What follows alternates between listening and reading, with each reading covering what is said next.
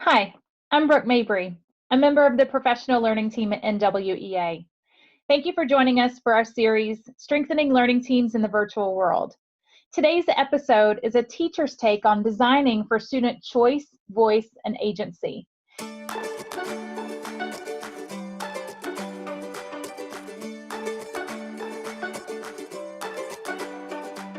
In a minute, we'll be joined by Sam, a high school world languages Spanish teacher from Portland, Oregon, who's going to share some of the strategies that he's used to design for building that student choice, voice, and agency in his lessons.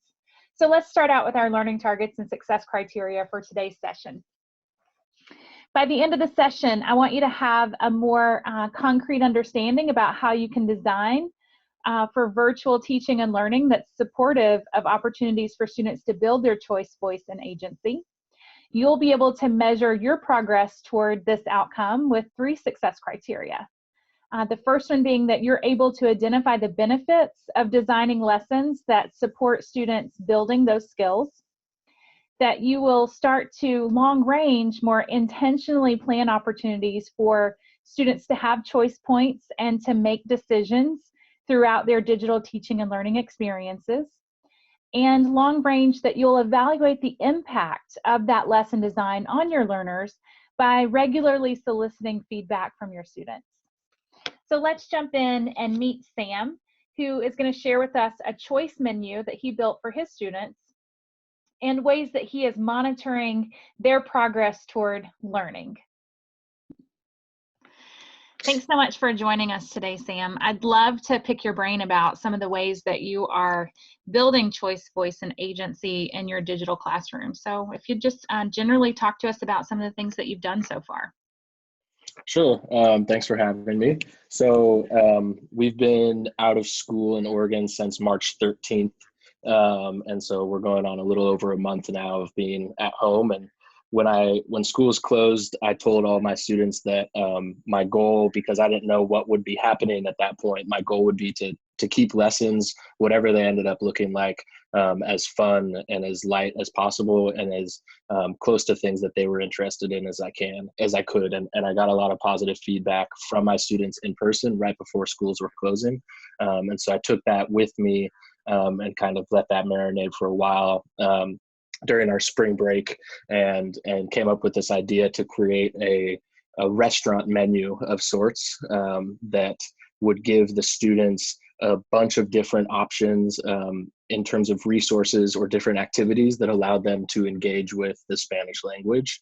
And it would allow them to, what's really important for me in any form of education is to allow for students to have choice in their education, allow for students to have their own voice heard in the classroom, or in this sense, the long distance setting, and then allow them to also have agency in their own learning. So being able to choose how they were going to explore the language and how they were going to continue on with language acquisition at this point, I thought was crucial in keeping them motivated and engaged in this unprecedented time. So you can see here different sections of the menu: grammar practice, arts and culture. We have news and current events, YouTube and vlogs, a dessert section, and a specials section. And so each section has obviously different resources that fall underneath that category. And then what I've done is, instead of put prices next to the menu items, I've put my recommendation for how long that student would spend with that activity or with that resource. So in grammar practice, which is not something that I traditionally emphasize in my brick and mortar classroom, but I know that some students really like to have that practice. And so I wanted to give them the opportunity for that. So grammar practice, we have a lot of different grammar activities. Duolingo stories, Duolingo podcasts are some of the favorites that students are using, and, as well as like Quizlet and Conjuguemos as well. And then part of being a world language teacher that I emphasize in my own classes is teaching, and what is one of our expectations is that we teach and spend time with culture. And so that we're not only teaching and giving exposure to the language, but we're teaching about the culture of the countries where that language is spoken. And so one of my big sections in the middle of this document is for arts and culture. And so we have a lot of different authentic leveled interviews, videos, podcasts, and then Google Arts and Culture, which allows students right now, which is really cool, to do street views of popular museums and UNESCO heritage sites. So I had students go to Machu Picchu and walk around Machu Picchu one day. Then we have news and current events, and then the YouTube and vlog section. A couple of those channels, Dreaming Spanish and De Mi Rancho a Tu Cocina, are channels that the students are already familiar with in our class. We use those channels pretty regularly. And so I wanted to give them something that they were already comfortable with, to keep some of the structure from our original class in with this online learning format. And then Alan por el Mundo is another YouTube channel where this guy does traveling vlogs all over the world. And so you can see also underneath each menu item is like a brief description of what that resource would bring you as a learner or as a user of that document or of that resource. I know me personally, along with most of my students, we love to watch Netflix and Disney Plus, and so it would be unfair and unwise of me to not include those as resources in this document, because it's so easy to watch your favorite shows or movies in Spanish with Spanish subtitles, which is an incredible resource for language acquisition. And then my favorite section of the menu is the specials or especiales, because those are activities that I've highlighted that I think most closely mimic what the students would be getting in our daily class meetings. And so that's like chatting with someone at home in Spanish, or teaching someone at home Spanish. It's playing video games with your friends online, but chatting with them in Spanish while they're doing it. I also offer daily office hours. So every day for an hour, students have an opportunity to not only access me for help and support, but they can also request to speak with me in Spanish and include that as one of their activities that they're choosing. And so we have a ton of different resources here that students can dive deep into, but my emphasis was, or what I was thinking when I was creating was every student has to be able to find something that they enjoy doing, that they're going to enjoy engaging in while we're doing this long distance learning format. And so that was the kind of the premise behind creating this menu, and allowing for students to keep their voice alive, to keep their agency in their own learning, and to give them as many different choices as I could with this menu of resources of how to stay engaged with the language and how to continue to acquire the Spanish language. So that's the document. And then I had to think about, like, how do I keep track of students' use of this document? How do I hold students accountable? Things like that. And so continuing along with like the restaurant theme, I made a receipt or an activity tracker for my class and for my students. And so students would come in and in here they would write down which menu item or plate they chose, which is the activity that they chose, the date that they did it, and the time that they spent with that. And so I have students, my minimum requirements for students is that they choose at least 2 different activities per day, for a combined minimum total of 30 minutes. And they need to do 1 day of activities for each day that they would spend in my class on a normal week. And so then they add up their total time spent and give me some signatures and submit those. So that's really cool. And the reason why I've done a minimum of 2 activities is I know, like, me as a student, I would love to watch Netflix and say, look, like, I just spent an hour and a half with the Spanish language. Yes, you did, but I also know that would be a really easy out for a lot of students. And so I have intentionally designed that you have to do a minimum of 2 activities for a minimum combined total of 30 minutes. And then next week, I'm going to roll out this new document that I haven't given to my students yet, just because this time is so hectic that I don't want to overwhelm them with too much at once. And so I have these documents prepared, but I'm going to roll them out slowly. And so what I'm going to have them do is choose one of the activities that they completed for that week. They can write 3 details or questions or things that they learned here in this box. And then in their own Spanish, in their own words in Spanish, I want them to give a critique or a review or a summary of the activity that they engaged in. I love that. I can see the choice, the voice, and the agency running through those pieces. I know from John Hattie's research that empowered learners, learners that are assessment capable, who understand the purpose of their assignments and can really start to control the learning targets, like what I'm aiming for, and then finding out where I am relative to that target and closing that gap is so critical. And that's what I see really running through those pieces, is that you've clearly outlined what your expectations are, but you've built in so much opportunity for students to really experience the learning in a way that appeals to them. And you said something the last time we talked about positive relationships with the language. I'd love for you to talk a little bit about that and what you're trying to encourage for students who are language learners outside of the Sure. brick and mortar. That is a huge element of the way that I teach, not only trying to promote positive relationship with the language, but also promote a strong sense of community in the classes. Stephen Krashen talks a lot about the affective filter, and how different elements in a classroom can either raise or lower a student's affective filter. And when the affective filter is high, a student is not going to be able to learn nearly as well, if at all, as they would if the affective filter was low. And so things that impact the affective filter negatively are things like anxiety, or fear of making mistakes, a lack of trust.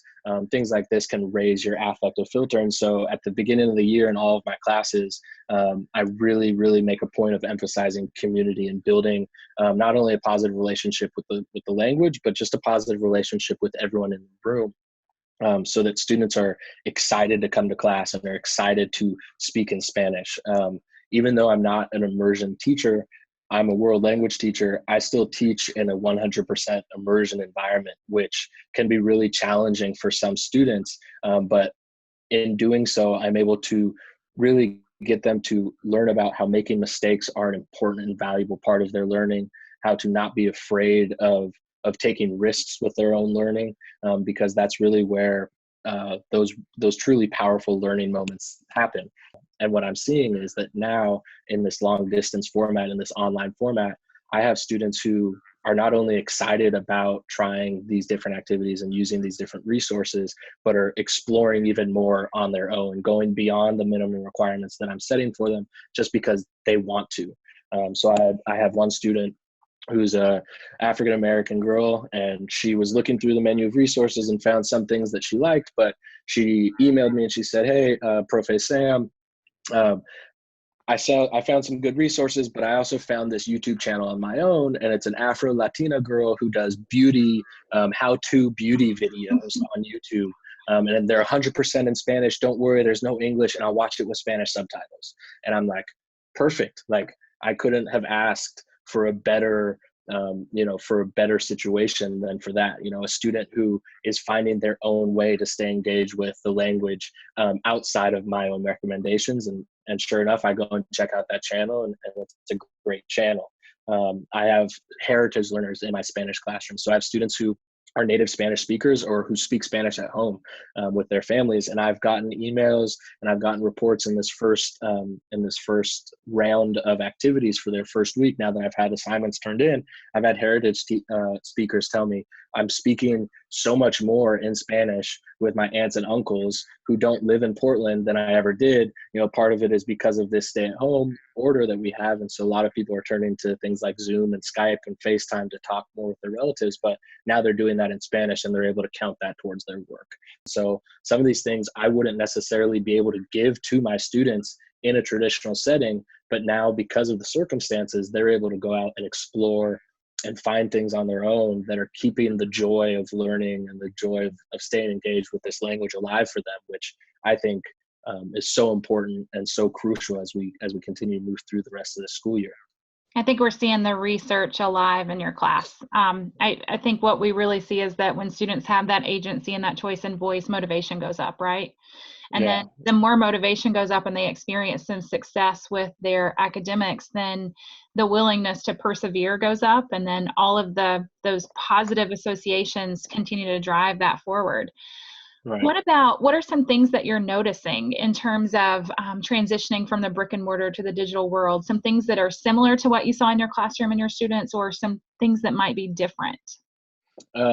So I think, like I said, so like building community is really important in my classes when we were in the brick and mortar setting, but also maintaining like structures and routines in that setting was really important for my classes and for my students. And so, like one of the things that I've done when we've had virtual meetings with students is we have a poem that is written in Spanish that at the beginning of every class meeting every day, when we're in school, every class does a clapping and hand motion routine. The poem is called In la Quech Alakin. It's a Mayan poem that is, for all intents and purposes, very similar to like the golden rule. You are my other me. Anything that I do unto you is also done unto me, kind of thing. And so when I had my first virtual meetings with all of my classes, we actually recited that poem virtually and had this cacophony of clapping and not chorally responding or reciting to the poem.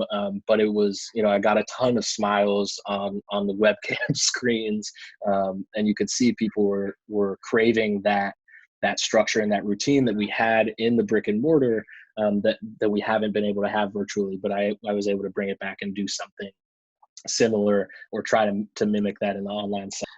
In terms of changes, obviously, and this speaks to like the inequities, right? So in public education, there was already inequities. Now doing this online or long distance learning is only magnifying those inequities. And so one thing that I've seen, obviously, and I'm sure teachers all over the country and the world are seeing this is a decrease in engagement. And so I feel lucky in that I have around 50 to 75% engagement in all of my classes. Some classes are lower than others, but I feel lucky that I have that high of engagement, which if we were in brick and mortar school and I only had 50% attendance would be a much different story. But right now I feel like, oh, that's pretty good. One of the things that we talked about last time too that I found really fascinating is that some of your students who were typically really vocal in class are not engaging in the same way in the digital space. So what would you recommend in terms of just teachers noticing these kinds of things and how to support students as they transition to the digital space? Yeah, that's definitely something that I've noticed when we have these live meetings with my classes is in a class where maybe I struggled to get a student to participate in front of the whole group.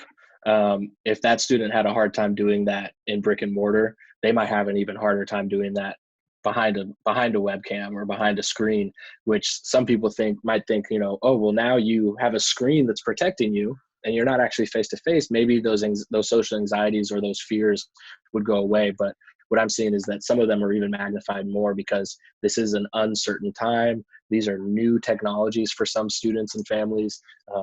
They've never been in an online learning environment before, and so they're not exactly sure how to conduct themselves. Can I raise my hand for a question? As the teacher, how do you conduct yourself in an online learning environment? And so I think for a lot of students and for a lot of teachers, this is the first time that you've ever experienced learning or teaching online. And so there's going to be a learning curve, but I've definitely had, my most talkative classes, which I encourage in the brick and mortar. When we come together to meet virtually, I'm like, hey, how's everyone doing? Crickets. And so that's just one of the challenges that we're coming to terms with. But I think that me allowing students to have that choice with how they're going to continue on with their learning outside of the virtual live meetings is allowing some students to even find more of a voice than they had before. Anything else that you would share with teachers or parents or language learners that you think would be important to keep learning and love of language alive during this time? I think this morning I was thinking about it, right, and it's been something that I've heard from the leaders in my district and from the state is like, remember to emphasize the joy of learning, making sure that people are doing well before necessarily making sure that they are hitting all of the standards that they need to hit. And so making sure that you emphasize mental wellness and physical wellness, as well as, making sure that the students are able to find a way to keep what joy they had with learning alive. And so I was thinking this morning, like, this is not only true for me, but it's probably true for most teachers. When you're asked, like, where does the joy in your learning come from, or where do you find the most joy in your learning? I was thinking, like, well, in my classroom, right? Like, that's where the most fun happens, is like when we're all together in the classroom. And obviously that is something that we can't do now. And so I've been struggling with that a lot, is like, we're getting this advice, like, keep the joy alive. And my, in the back of my head is like, well, the joy was in my classroom. And so I've taken that as a challenge of like, how can I bring that joy that we had in our classroom into this online learning environment? And so that's been the real challenge for me. But I think part of how I created this menu was trying to think of like things that we had already done in class that got positive reactions from students, and now giving them those same types of opportunities when they're on their own, and not making it so overwhelming or stressful, but really making it as concise and as clear as I possibly can, keeping a structure there to where it's organized, but then allowing for students to take over their own learning in a sense. And then, probably a lot of questions will come up with like, yeah, but you still have to eventually get to the standards. How do you make sure that students are growing and continuing to grow if you're doing this kind of like student driven work and there's so much choice?